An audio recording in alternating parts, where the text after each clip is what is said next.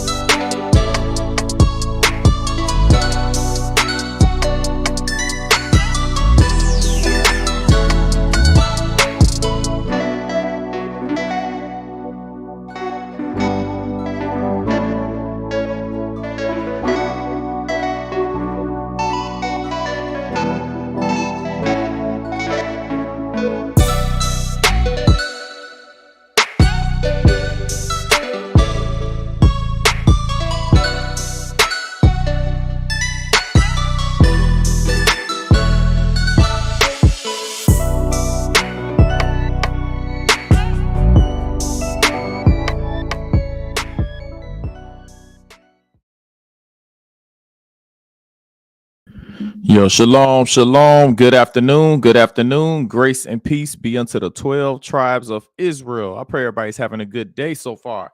Like I said, today we're going to Psalm chapter 38. Man, good afternoon. Good afternoon. Like I said, I pray everybody is, well rested.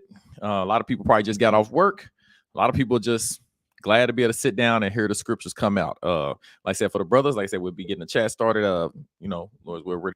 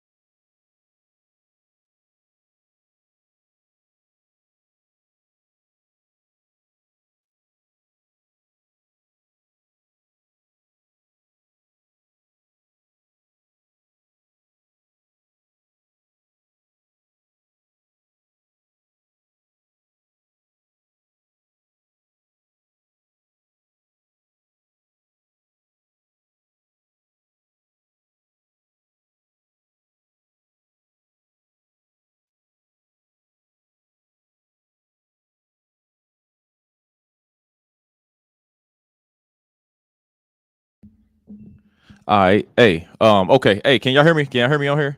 All right, cool, cool. Yep. All right, I think it's going now. My bad. Hey, shalom, Lawala. I'm glad to see you in here. Peace be with you.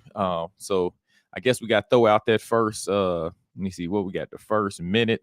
Yeah. Peace be with y'all. But Lawala, I see you in the building. What's going on, brother Decarius? Shalom, shalom. Good afternoon. Oh, my fault. I ain't hit your comment. All right, I see you. Shalom, peace be with you. Donnie, what's going on with you? Sarah, see you in the building. Hey, and appreciate y'all for letting me know the sound. I'm glad y'all was on to inform me of the sound because that I'd have been here talking all this time thinking I'm doing a class. I'd have went back and I never really go back and check my classes, but yeah, it'd have been a long time before I found out. Hey, what's going on, Katrina? Good evening, or afternoon, about to be evening. So yeah, as I was saying, hey, glad to see the brothers on. Like I said, we getting the chat going on tonight. Decarius, by the way, if you ain't got your download, make sure you download the clubhouse so you can get on to the link when we have the brothers discussion tonight too. Lord, we have a good one. Anyways, Psalm 38. We're going into Psalm chapter 38. Let's start off with Mark chapter 14, verse 3. Mark chapter 14, verse 3. And being in Bethany in the house of Simon the leper, as he sat at meat, there came a woman having an alabaster box of ointment of spikenard, very precious, and she brake the box and poured it on his head. And there were some that had indignation within themselves and said, why was this waste of the ointment made? For it might have been sold for more than 300 pence and had been given to the poor. And they murmured against her. And Jesus said, let her alone. Why trouble ye her? She hath wrought a good work on me. For ye have the poor with you always, and whensoever ye will, you may do them good. But me ye have not always. She have done what she could. She has come aforehand to anoint my body to the burying. Verily I say unto you, wheresoever this gospel shall be preached throughout the whole world, this also that she have done shall be spoken of for a memorial of her. So whenever we bring out the true gospel of Jesus Christ, the gospel that's spoken to the 12 tribes scattered all over the earth, the gospel that's spoken to the people we know were brought into slavery, the gospel to the people who are being punished to this day, who are being oppressed because we broke God's law, statutes, commandments, and we have to be brought to this lower state so we can be humble, so it can be revealed to us that we need to seek out the pleasure of the Lord God of Israel, which is doing what he said, making him happy. We please our God, then we'll be in a position we want to be in. So once we do that, then the Lord can be pleased with us. But again, we must remember, as the nation of Israel, the chosen people, the 12 tribes, we must follow everything God has said. And if we follow what he said, guess what? He'll be happy with us. So without further ado, let's understand that we always going to remember this gospel when we speak to this gospel to those people. When we speak this gospel, of the woman to put the ointment on the body of our Messiah, Jesus the Christ. My bad, I got something was going in my head. Hey, so let's get to it. Psalm chapter 38. Psalm chapter 38, verse 1. O Lord, rebuke me not in thy wrath, neither chasten me in thy hot displeasure. For thine arrows stick fast in me, and thy hand presseth me sore. So what he's first asking, he's saying, God, he's saying again, don't whoop me while you're angry. Don't punish me while you're heated. In your rage, in your emotion, God, please don't bring that pain to me.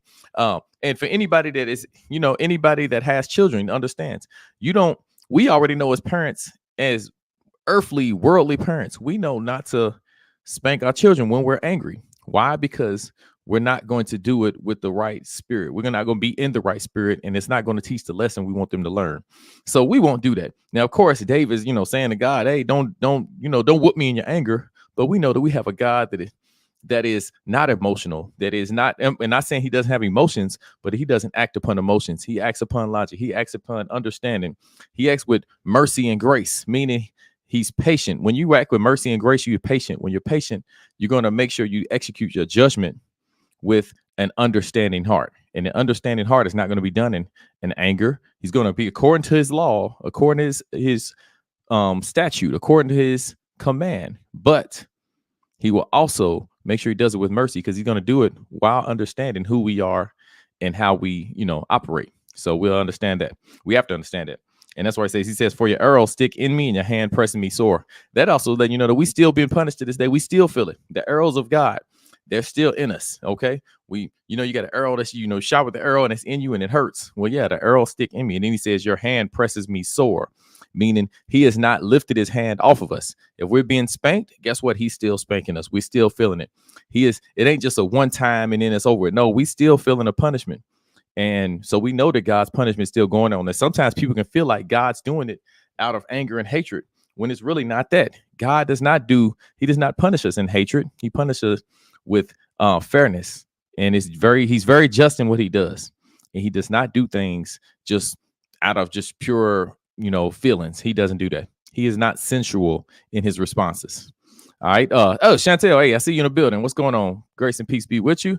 Yeah, hopefully all is good. Yeah, you telling Katrina hi. Hey, Lord's will, you get to be able to tell her hi in person shortly. You know what I'm saying? Hopefully you make your plans for the Passover. We waiting to see you. Hey, everybody make sure y'all let Chantel to know to make her way on down here too. Psalm 38:3. There is no soundness in my flesh because of thine anger.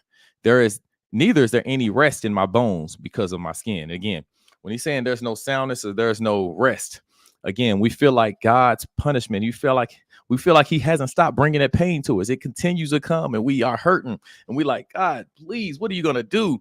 Anything, just take your hand off of me, and anybody's ever had one of those long whoopings before where you felt like it's never going to end. And sometimes that whooping might have been 30 seconds, but it felt like 30 minutes. You just had one of those and you're like, when are you going to stop? Please. And you screaming, okay, daddy, okay, mama. And they still whooping you. Talking about, I know, okay. But that's usually after you done kept doing something that they told you over and over again not to do. So we understand that too. Psalm 38:4. For mine iniquities are gone over mine head as an heavy burden. They are too heavy for me. Now, at times we feel like when he says my iniquities are gone over my head and as a heavy burden, we feel like we can't overcome our sin. You know what I'm saying? We feel like we can't overcome our struggles, our infirmities. See, the sicknesses within us, we feel like there's no way we can beat them. It's like, we have it.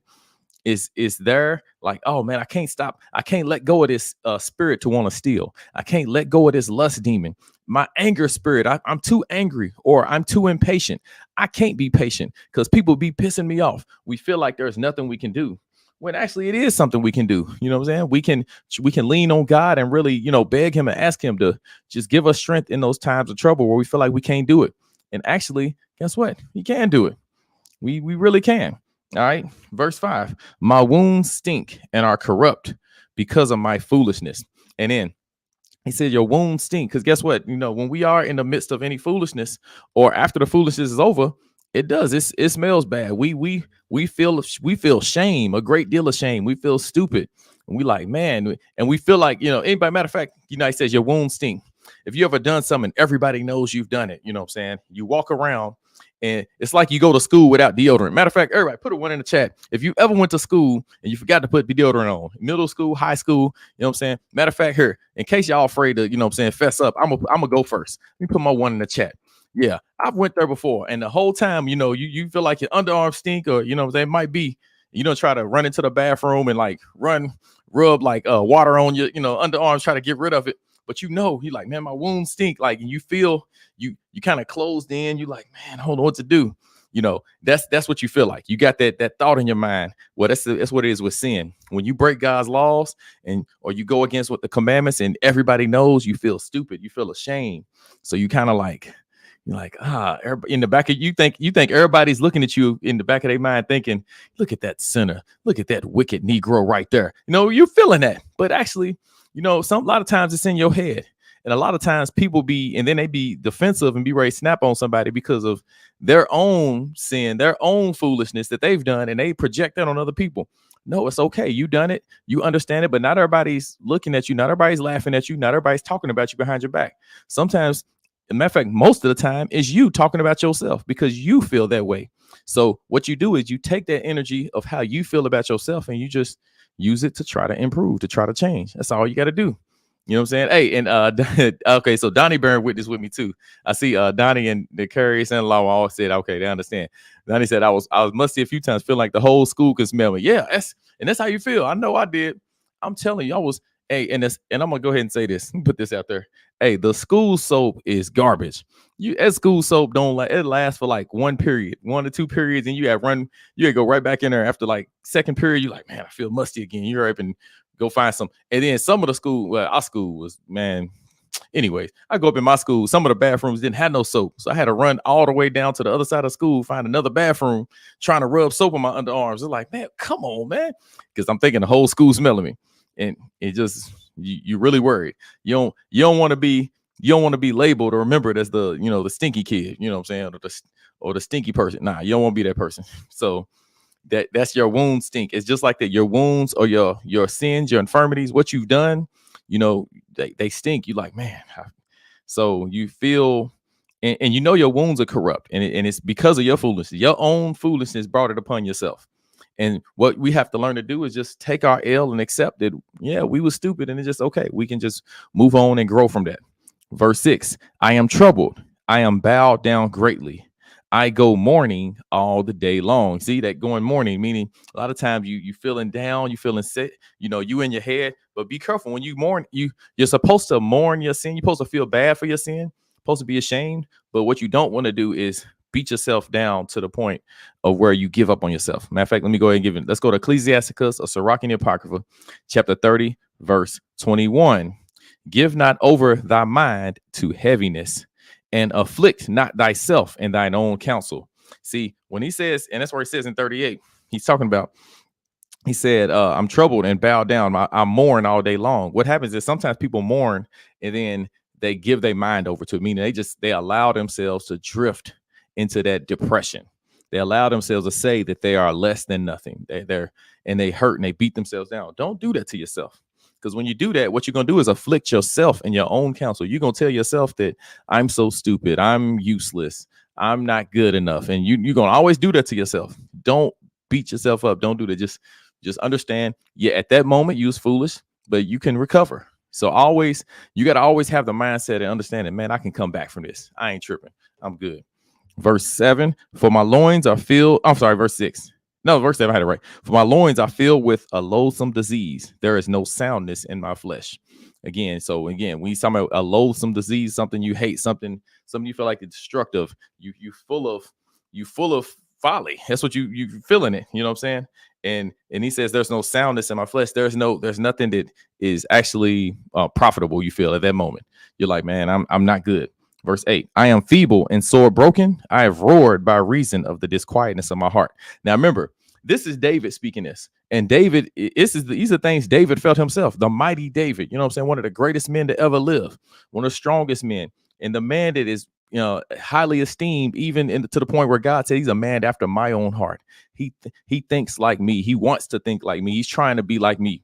This man right here was feeling that because remember, he had the great, not only did he commit adultery, but he committed murder. He had conspiracy to commit murder. You know what I'm saying? David was the Illuminati. You know what I'm saying? That's who David was. He's the one that he had the whole system set up just to just to get away with sleeping with Uriah's wife. You know what I'm saying?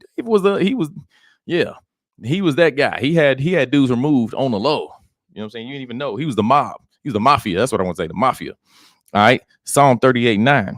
Lord, all my desire is before thee, and my groaning is not hid from thee. So again, he's like, you know what I'm saying, Lord, what I want is right here in front. I'm laying out all my wants for you. And then he said, my groaning is not hid from you, meaning again, my sadness, the pain I'm feeling. You see the pain. You know what I'm saying? When David, after he done what he done, remember, he was fasting. He was fasting for a while, trying to save his son's life. You know what I'm saying? He tried everything he could. He was down in distress. He was laying down. He wouldn't eat nothing. His groaning, his sadness wasn't here from the Most High. Verse 10, my heart panteth, my strength faileth me. As for the light of mine eyes, it is also gone from me. So the light of his eyes, what is that? The joy that would have been is gone. It ain't there. You know what I'm saying? And he said his strength faileth. Again, he's weak at that moment. Verse 11, my lovers and my friends stand aloof from my sore, and my kinsmen stand afar off. So you see that? My lovers, that could have been, his women, his wives. They stand. He said his friends, like his homies, his partners, and then he said even his family members. He said they was away from him. They was letting him. David was in the sunken place. You in the sunken place? Ain't nobody in there with you. You by yourself. Verse 12. They also that seek after my life lay snares for me, and they that seek my hurt speak mischievous things and imagine deceits all the day long. So he said, and at that time, also while I'm down, which they do this even when I'm up. When I'm down, they all over. They plotting to finish me off. You know what I'm saying? If I get my soundboard working out or hit that Shang Tsung, finish him. They was waiting to finish him. They was trying to set up traps where he would not get out.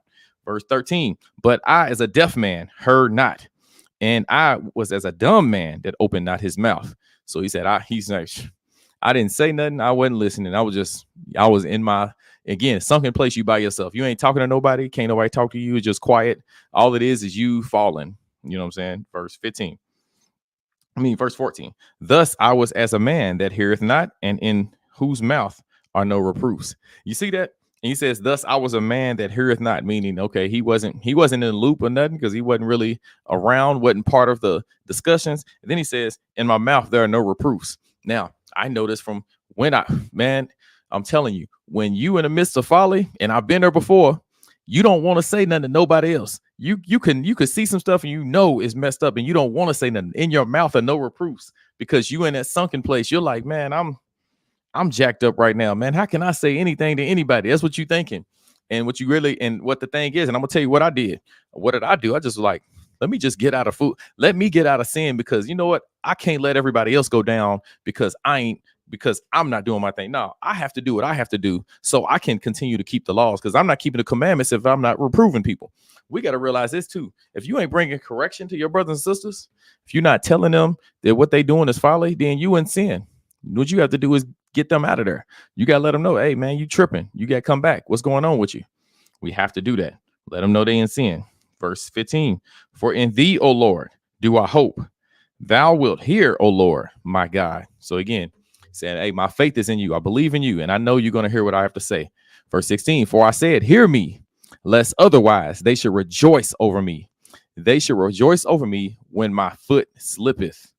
They magnify themselves against me. Now, and when you fall, there are some people that couldn't wait for you to fall. You know what I'm saying? Matter of fact, let me give you an example. I'm going to show you. And the spirit of that, when people can't wait for you to fall, you know who they are like?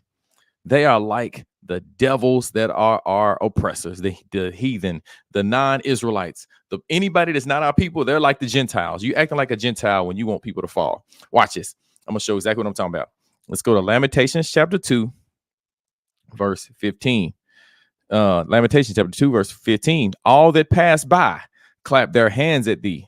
They hiss and wag their head at the daughter of Jerusalem, saying, is this the city that men call the perfection of beauty, the joy of the whole earth? They're like, hey, is this the place? They'll look at you like, hey, ain't you that mighty prophet? Ain't you that righteous sister? You know what I'm saying? That everybody wishes they could be like? Ain't you that one? Because they was secretly jealous of you. They was envious of you. Verse 16. All thine enemies have opened their mouth against thee. They hiss and they gnash teeth. They say, we have swallowed her up. Certainly, this is the day that we have looked for. We have found We have seen it. You see, they said we've seen it. We finally seen that day. I couldn't wait for this person to fall. This is what David's talking about. That right there was our enemies when Babylon overthrew us and conquered us.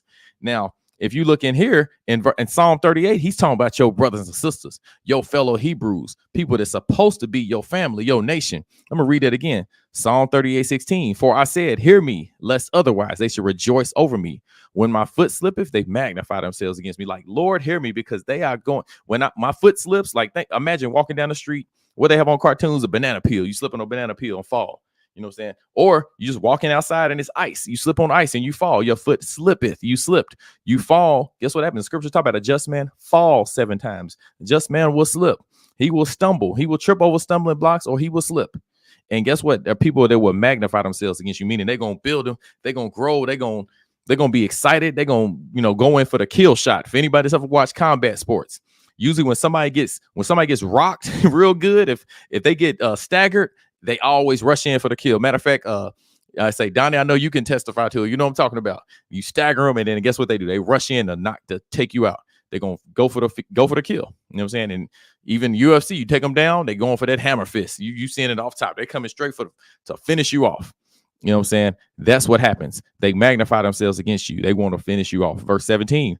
For I am ready to halt, and my sorrow is continually before me. Again, so I'm ready to stop. You know what I'm saying? I'm ready to give up, and my sadness is there. Verse 18. For I will declare mine iniquity. I will be sorry for my sin. And you see that right there? That's confession. I will declare my iniquity. I'm going to let everybody know, yes, I sinned. I went against your laws, God. You know what I'm saying? I served idols. You know what I'm saying? I bought on the Sabbath. I said I want to. I started eating catfish. You know what I'm saying? I went and got me a shrimp platter. You know what I'm saying? I fail. I'm ready to declare my iniquity. Yeah, I'm ready to tell everybody, yes, I did sin. I was tripping. And guess what? I need to repent, because judgment is coming.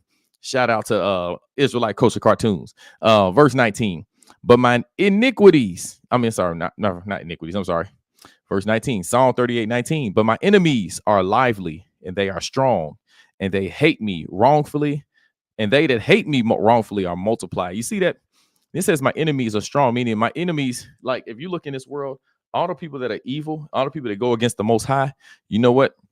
There are more than them. They're multiplied. Your enemies are multiplied. But he says they're lively. They have a lot of energy. They have a lot of, They have a lot of motivation to take you down.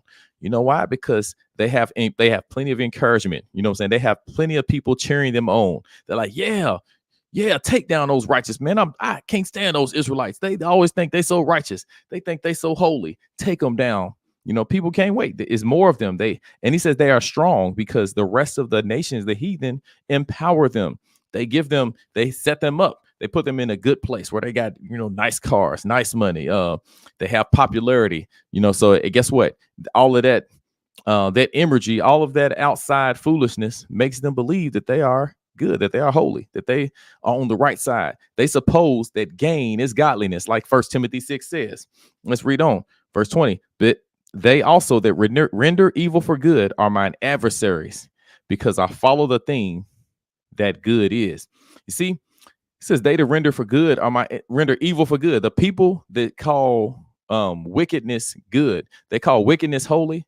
The people that think things that are foolish and they call them wise, those people are the ones that are going to be enemies because you do what's right.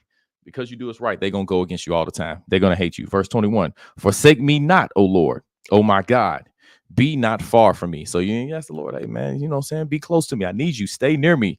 You know what I'm saying? If stuff hit the fan, if ish hit the fan, Lord, I need you right here. If it hit the fan, I need you right here, because I ain't going to be able to get out of it without you. I'm going to be surrounded by my enemies, and I need to rub that lamp. You know what I'm saying? I need to rub that lamp. And after I rub that lamp, I need you to come out and be like the blue genie and was, punching all my enemies. You know what I'm saying? Yeah, y'all know what I'm talking about. But anyway, I need that. Verse 22, make haste to help me, O Lord, my salvation. Then after these, like, Lord, come to my aid, come to my rescue quickly. Don't leave me here. Come and get me up out. All right. And you got to have that faith. You keep that faith in the Most High, everything will go well for you. You'll be delivered. I pray everybody else has a good night. Pray everybody, continues to do what you got to do. Let's keep studying this word. Make sure you're reading your chapters and make sure you are asking questions along the way, and make sure you are talking to your brothers and sisters that's in this walk with you. All right. So, yeah, let's make sure that's done. Other than that, Israel, y'all have a good night. Grace and peace be unto the 12. Shalom, shalom.